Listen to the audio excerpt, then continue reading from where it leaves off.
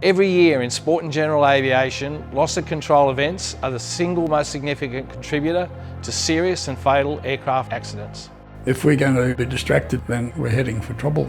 We were at 3,500 feet. If I hadn't applied the correct input, we would have entered a fully developed spin. As we start to lose visual reference to the natural horizon, we start to lose our situational awareness as to what the aircraft is doing. The plane went into about a 360-degree stall spin. By the time I'd got it and the aircraft had become airborne in a 3-point attitude, I probably didn't even have time to think, oh shit. And then they'll panic, and normally they add power as well, which just accentuates the problem. So there we go, we're into the spiral dive. We lifted off, caught the fence, went into the ground, but could not do a thing about it. In this 3-part series, we explore the critical phases of flight where loss of control occur. We look at the primary causes, we look at contributing factors, and we talk to real pilots, subject matter experts, and we delve into the situations and how to avoid these types of accidents. Power back straight away. As soon as you roll out, power back. You're not really sure of the stick position, and before you know it, during a low level turn, you can stall the wing and turn into an incipient spin at low level. Left rudder and departure. If we can save just one life, it will be worth making this series. Note the airspeed, note the height we lost. So now we're going to turn back. We hope that this series will help create a safer flight environment for our pilots.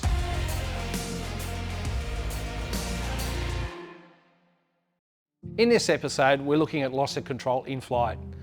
This can happen anywhere we're manoeuvring the aircraft. This can be at circuit operations, it can be arrivals and departures, but it can also be in specialist areas of operation, such as low-level or rural operations, and also sightseeing around a point in the ground.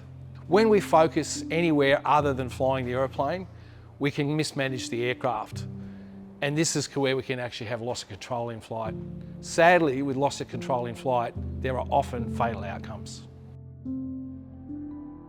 Base to final stall spin accident occurs for a number of different reasons. Okay, we're in a situation where the aircraft is low on energy and we're now trying to maneuver the aircraft. Now, as we reduce the energy state of the aircraft, we reduce the maneuvering capability. David, if you could just drop back behind. The next thing we would look at obviously is the descending unbalanced turn, and I guess the classic one is that turn from downwind to base or base to final.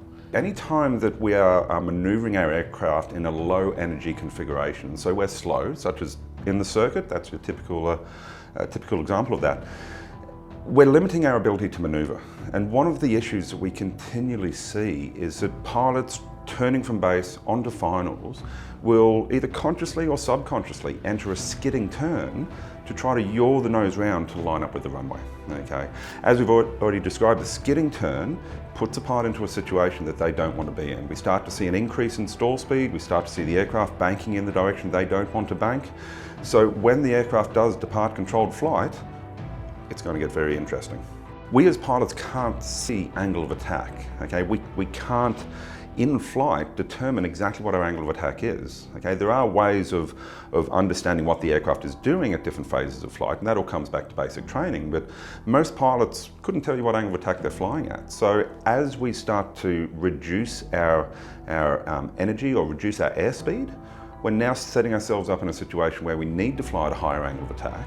And so if we start to mishandle the aircraft, if we start to enter a skidding turn, when it does depart, it's going to come with a bit of a surprise. And I guess probably the additional negative aspect of the descending turn, the unbalanced descending turn, is we're already at a sink rate of maybe, if it's well managed, 300 to 500 feet a minute. Yeah. So we're already descending out of the sky. And the very next thing that's going to happen is going to be, 3 times, 4 times that. Yeah, and especially if you find yourself upside down because the aircraft's departed, that's really going to get your attention. What are some of the key areas where we know where people stall and spin, but why do they do it? The circuit area is quite a dynamic environment, and we can get distracted quite a bit. Flying the aeroplane at low speeds, close to the ground, in a draggy configuration like with flap, you need to pay attention to what you're doing. If you start to miss radio calls, that's the first cue that you're getting loaded up. If you're missing radio calls, missing checks, just be aware that these are warning factors for what you've got. Another thing is distraction of technology, and you need to really ask yourself and be prepared of what is important to fly the aeroplane and what is not. A camera on the dash is not important to fly the aeroplane. If it stops recording when you're on takeoff, who cares? Fly the aeroplane. Even experienced flight instructors can be caught out by a potential loss of control within the flight training environment. Every time you go up, you have to be ready for the student to do the wrong thing at the wrong time. So things like preparedness for, so we don't expose ourselves to startle and surprise. Yep. And knowing that you've got the capability to intervene at the right time. Yeah, well, that comes back to what we refer to as a circle of trust, and making sure that you keep a good grip on what's going to happen and what could happen. It was a pretty good day, so it was quite an easy sort of day to do a stalling lesson. We had practiced the stall recovery a couple of times and everything like that. Leading up to it with some flap, pitching the aircraft up, approaching that critical angle, and as we were approaching that sort of clean stall, one of the wings started to drop, and that was the right wing. In this scenario, the student recognized the wing dropping, but instead of adding the correct input, he pulled back and added some aileron to the left to try and lift that wing up, which then turned the aircraft almost on its back, and obviously putting us in that undesired state and a pretty immediate loss of control. As the aircraft had begun to drop, we were at 3,500 feet. Obviously my eyes were outside, making the correct inputs to recover us and bring us to normal level flight. When I look back, we're at 2,600 feet. So that was 900 feet. That is a rapid drop. I was quite surprised at that happening to us in that scenario, that situation while we're doing that training, because I didn't expect that to happen. Looking back, obviously I know that it happens that quickly based on the spin training I've done. It was quite dramatic, and it was a big shock for it to happen that quickly. With that startle factor, I could see the student was 100% in that. By the time I had recovered it, they were still sitting there not really quite comprehending what had just happened. If they had somehow managed to put in the correct input, it would have taken substantially longer, and I don't know if they would have had the altitude to actually make that correction. If I hadn't applied the correct input, we would have entered a fully developed spin at some point. That would be a fatal outcome, as we all know. People don't generally survive spins. So the takeaway I came away with that my skills as an instructor are as good as I can keep them, or as good as they can be at any given time. Making sure my situational awareness with the student as well, being able to monitor and watch them very closely while also monitoring and managing the aircraft and keep it in the state that I want it to be in at all times. If you're an instructor, keep upskilling yourself so that in those sort of scenarios, they become non-eventful, just like my incident. How important do you think it is that instructors keep their skill level increasing and improving so that if they're faced with a loss of control in flight, they are capable of effectively managing it? Oh look, it's very important. That's why we encourage instructors go out and practice by themselves and get some more experience. But if you haven't had a student do the wrong control inputs at the wrong time, or you haven't been instructing enough. Loss of control in flight often results from control mismanagement. It can be brought on by startle and surprise. So our natural human reaction is to fight what's happening, we are wing dropping or something. So over-controlling can actually lead us into a much more dire situation in terms of a loss of control. So it's really important that we actually recognise the fact that something's happened, that we need to react to it, but we need to make sure we react correctly. And if you're an instructor, you need to make sure that your student may, despite what you might have told them and what they know, they may not react that way. So you have to be aware of the human's capacity to actually make the wrong decision, as you yourself might make. We've been focused outside, we've allowed airspeed to increase, we're not stalled, we're just spiralling to the ground, increasing airspeed, increasing G-load. We see loss of control in a lot of phases of flight. Loss of control in flight is where we see the most likely severe outcomes. Simply because if we don't have sufficient height, time, or the appropriate skill, the consequences are fairly grave. We're either in an accelerated state or we've got a diminishing time to respond. Once the pilot becomes fixated on a particular item, then a lot of other things go by the way. The human brain is a single channel computer. It might appear that people can think of two things at once, but the fact is you can really only think of one thing at a time, and you have to develop the ability to scan. And what sometimes gives the illusion that you're thinking of lots of things at once is really the result of rapid scanning. And so your attention should be constantly migrating to the things that are happening around you. In the following example, Paul Reddish is conducting low-level training. While operating close to the ground, distraction is a constant threat that can easily result in mismanagement of the aircraft.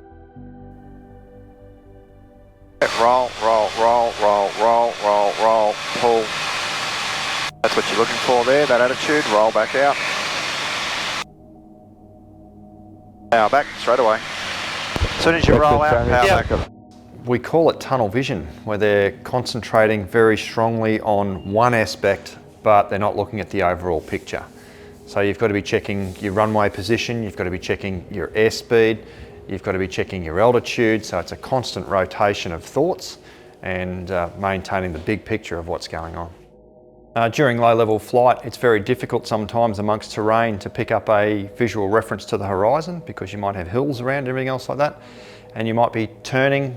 During that turn, you might look into the turn, you might become out of balance and feel a slight nose drop because of the balance and pull back on the stick. That might repeat because you're getting further and further out of balance. You're not really sure of the stick position, and before you know it, during a low-level turn, you can stall and turn into an incipient spin at low level. If you look inside the turn while turning, you're not giving, again, another big picture of what's going on, and you could have too high a nose attitude and the aircraft might stall during the turn, or you might have too low a nose attitude and it can enter a spiral dive. And how hard is it to actually get pilots to actually build in those resilient behaviours so that control management actually remains accurate when they've got all these other things that they're confronted by? It's very difficult unless you can find a way to intentionally scare them and understand that this is what it is. It's life and death. You're right down there and you're fighting in the trenches essentially. There's nothing left. You've got altitude or airspeed, and low level you've basically shaved off both.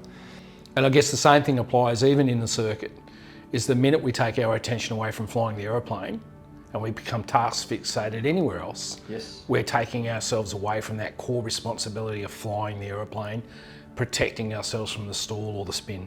We see it all the time. A lot of helicopter operations at our aerodrome here, so a student might be at 500 feet on finals, they've got plenty of time, and a helicopter's air transiting across the runway, and they'll just get so focused on that helicopter that they'll allow their airspeed to wash off, or they'll get low on approach because they're just more constant, they're looking at that particular one thing rather than the whole overall picture. Yeah, so the basic lesson is that distraction and fixation can affect us at all phases in manoeuvring, low level particularly, where our time and our height and our options are very limited, and our control integrity is not always going to be the best until we've got a lot of experience in that area. And one of those things is with human factors is if you are tired or worn out or cold, if you've got a cold or flu or something else, it's much easier to be distracted than it is when you're fit. So, yeah, good old I'm safe comes back again. What happens if a pilot's attention isn't on flying the aircraft? Why do they find themselves in a potential stall?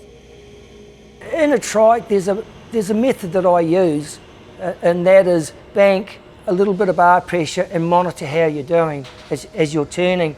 That can get wayward. In the following overseas example, we look at the consequences of target fixation.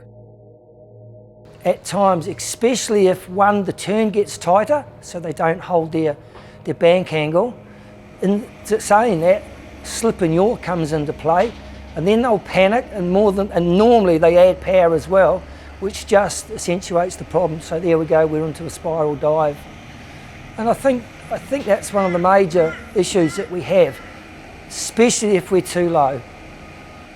This is not necessarily a loss of visual reference, but a distraction that tends to demand your attention. Sometimes when things go wrong, the tendency is to put too much emphasis on one item and don't keep a scan up of moving between items that need your attention, and you fixate on one particular problem.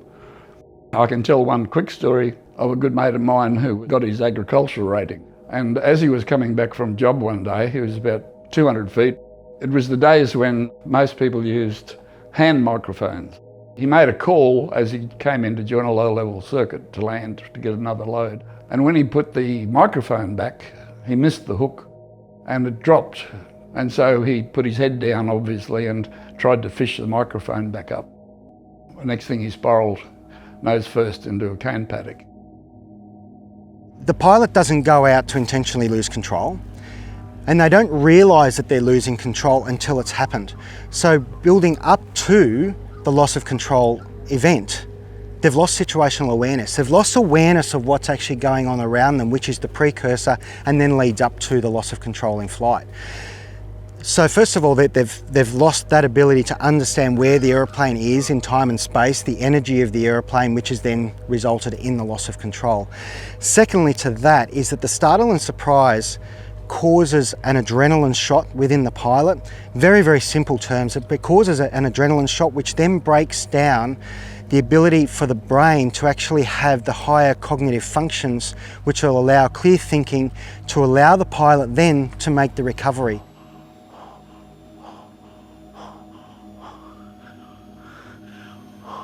So what you need to do is you need to train that recovery of the mental state first before you can even start thinking about recovering the aeroplane. Because if you never get your brain back into the space where it's able to function, where it's able to think, what you do with with the stick and rudders, with your hands and feet, you're never going to be able to do it. So one of the clear human factors issues is training that resilience to the shock, to the loss of control, to the startle and surprise before you even start thinking about training the recovery of the aircraft. Once you've got that clear mind, then you're able to make the appropriate inputs into the aircraft, which are often very counterintuitive, then you'll be able to recover the aircraft. There's a lot of information getting thrown at you in the early stages of your flying, and you can't retain it all in your subconscious and have it as a natural flow for a pilot. In this example, Neil and Paul looks at an in-flight departure resulting in a loss of control. It's frightening how quickly it can occur, even in a training scenario where it's expected. And I'm trying to keep the turn going, but I've got too much opposite rudder.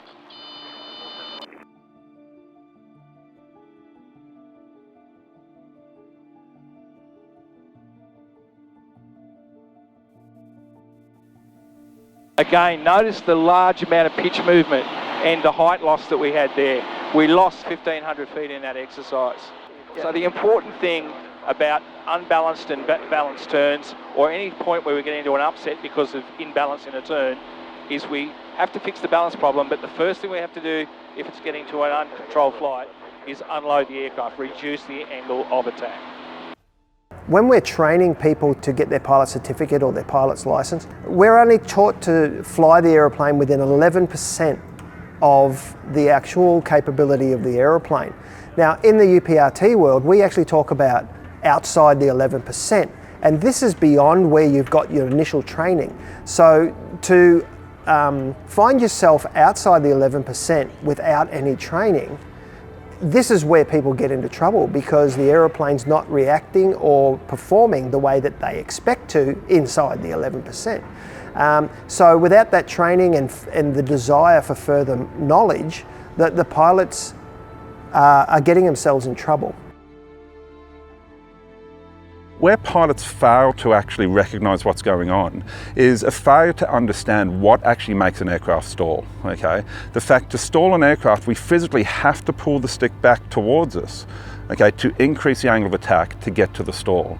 So because a lot of pilots are unaware of what they're doing with the stick, that's how they find themselves in these situations. We need to think about what we're really trying to achieve, okay? Are we really trying to get a student pilot to stall the aircraft and recover, or are we trying to develop an awareness of what they have to do to stall, okay? So really the emphasis needs to be placed on the symptoms of the approach to stall, okay, which are three things. Firstly, as I mentioned, that stick is coming back towards us. The second thing is you're going to get the stall warning horn or possibly stall warning light in some aircraft, okay? And the third symptom of an approaching stall is you start to get the turbulent airflow going back over the tail that we call the light buffet. Okay, so as a pilot, if you start to see or experience any of those three symptoms, that's a very, very good indication to you that you're getting close to the stall. An aeroplane will stall with the stick in a given position, and it'll always stall when the stick ends up in that position. But the fact is that if you're pulling the stick back, you're approaching the stall. I mean, maybe 100% safe with heaps of margin, but you're still approaching the stall from that moment. Another area that can lead to loss of control is in a turn-back scenario. What should a pilot consider if they're thinking about a turn back to the airfield? They start to turn and they get through 90 degrees and they realise already they're not going to make it. And this is when it's been pre-planned, pre-briefed, and we're ready for it. That takes away the most important element, the element of surprise and alarm. Not just surprise, but alarm. I mean, if my engine stopped, I'm pretty sure I'm going to have my undivided attention and I'm going to say, what the hell?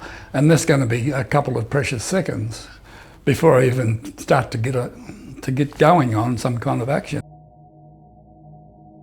Let's look at an engine failure simulation where a hard deck of 1,000 feet AGL has been set. During initial surprise, note the airspeed that is lost. Okay, simulation. 1, 2, 3, 4, 5. Note the airspeed we lost. Note the height we lost. Yep. Okay? Yep. So now we're going to turn back. 90 degrees. 180 degrees.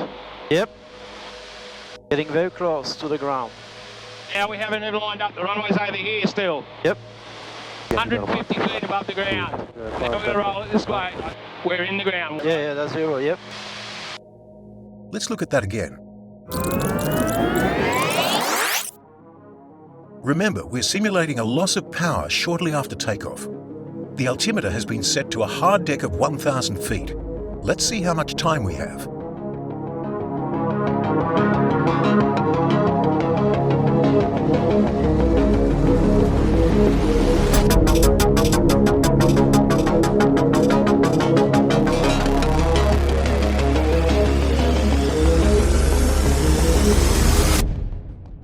All it took was 17 seconds. The lack of time available in a turn-back situation often leads to abrupt control movement at low energy, leading to a loss of control in flight, and it can happen that quickly. So how likely are we to be successful in attempting a landing straight ahead following an engine failure, rather than attempting a turn-back? Oh, so much more to keep going straight ahead, picking a point 15 to 20 degrees either side of the nose. Look, that was proven in court by Sully. The same deal, everyone wanted him to turn back. Why didn't you turn back? Because that's not what we do. And he saved those lives of all those people. Absolutely. Yeah, so look, it's a big area that we talk about, and I guess every pilot won't know how they'll react until faced with that circumstance. Yep. But the reality is the options in front of you and the clear path ahead is what you can manage. The path behind you is fraught with so many dangers on the way to get there. Look, it's just a machine in the end and it's replaceable, but you're not, so don't take the risk. How can pilots improve their skills in preventing loss of control? Pilots can just recount the basics, turning in balance, stalls, slow flight, and get comfortable again in those regimes, because that's where you're going to get yourself in trouble outside of the 11%. When something doesn't go quite right, you apply the appropriate inputs at the appropriate time to get the appropriate result so you don't get yourself in trouble. Look, the most common cause for loss of control in flight is basically a lack of focus on maintaining and flying the aeroplane. This is often brought about by distraction or fixation or overload.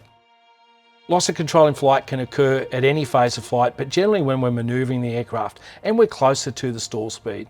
Typical scenarios for this is when we're approach to landing in the circuit, or even when we're actually departing or manoeuvring low to the ground. Sightseeing, target fixation on an object on the ground, whether it's in rural operations or low level, but we don't have to be at low level. As we've seen from the series, the height losses we can experience from a loss of control in flight mean we could be at quite substantial height and still be at an enormous risk of a fatal outcome. When we're turning below cruise speed and manoeuvring the aircraft, what we're doing is we're actually setting the aircraft up closer to the stall. We've reduced our manoeuvring envelope. And whenever we do this, our margins for safety have been reduced. So anything else that adds to that is going to be more likely to introduce us to a situation where we may stall the aircraft or be unaware that we're approaching the stall. And also, any asymmetry or imbalance will cause that to develop into a spin. The minute we're faced with this emergency, we've got this startle and surprise, and then our brain and our human nature starts to overtake. So we have to actually regroup our brain and get back into the picture before we can actually make the correct actions. The turn back scenario is an emergency situation where all things that we've talked about in the series can work against us. Startle and surprise, control mismanagement, and limited time, height, or options. Unfortunately, in a rehearsed scenario, we'll often get these things right, but in a true emergency, we seldom get them right. And while we're manoeuvring close to the ground and turning the aircraft to arrive back at that point, we are so close and in danger of stalling and then spinning the aeroplane. Outcomes from these events are seldom favourable. In fact, we nearly always see a fatal outcome from a stall spin from a turn back. Learning resilience and building a better understanding of this is really important for a pilot. We get our basics pilot certificate, but this is an investment in the rest of your career as a pilot.